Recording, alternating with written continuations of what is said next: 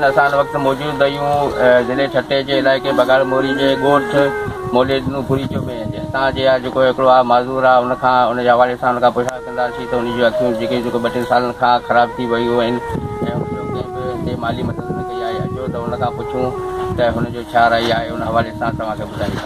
ख़राब थी वई केतिरो टाइम थियो आहे जेको तव्हांजी अखियुनि में मसइलो थियो आहे? इलाज तव्हां करायो या कोन करायो आहे ॿुधायो।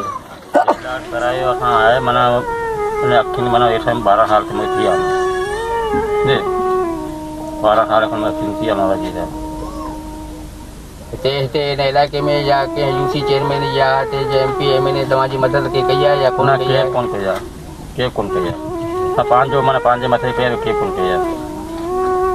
तव्हांजो औलाद घणो आहे जेको कमाए थो या कोन? असांजो औलाद आहे हिकिड़ो मुंहिंजो छोकिरो वॾो आहे उहो होटल कमु कंदो उहो हुते ॿिया जा पंहिंजो हुनखे माना हिते हासिल कंदो आहे। कुझु 200 तारीख़ मिलंदी आहे त सही सां प्लान करो आहे उहो हिकिड़ो कमाईंदो 200 ॿियो 50 पैसा मिलंदा 12 में 15 मिलंदा आहिनि। ॿियो दोसरा कंदा आहियूं ॿियो बच्चा मुंहिंजा नंढड़ा 4 नंढड़ा मुंहिंजा ॿियो केरु कमाइणो केरु कोन्हे हिकिड़ो बाक़ी आऊं अखियुनि नज़र माना वही रही सफ़ा सेवा थी वई रहे मुंहिंजो कोई ॼाणे था असांखे न को मिले त मिले थो न का शइ कोन्हे मिले माना कुझु कोन मिले असांखे। हितां जे MP MLA तव्हांजी मदद कई आहे या हितां जे UC चेयरमैन तव्हांजी मदद कई आहे? चेयरमैन ते आया कई आया न पर मां अॼु कहूं आहे पर असांखे हुन में मिलियो कुझु कोन को आहे। हिन ईद में या कंहिं बि तव्हांखे मदद कई आहे? कुझु पे कोन था कया के कोन कया।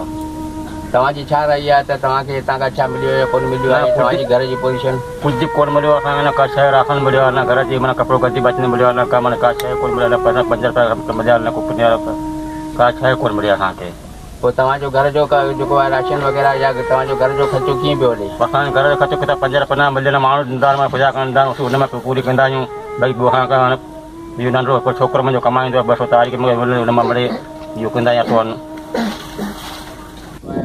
तव्हांखे ॿुधायो त मूंखे गुज़िरियल 6 सालनि खां मुंहिंजी अखियूं ख़राब थी वियूं ऐं मुंहिंजी हिते कंहिं बि माली मदद न कई आहे। हितां जा MP MLA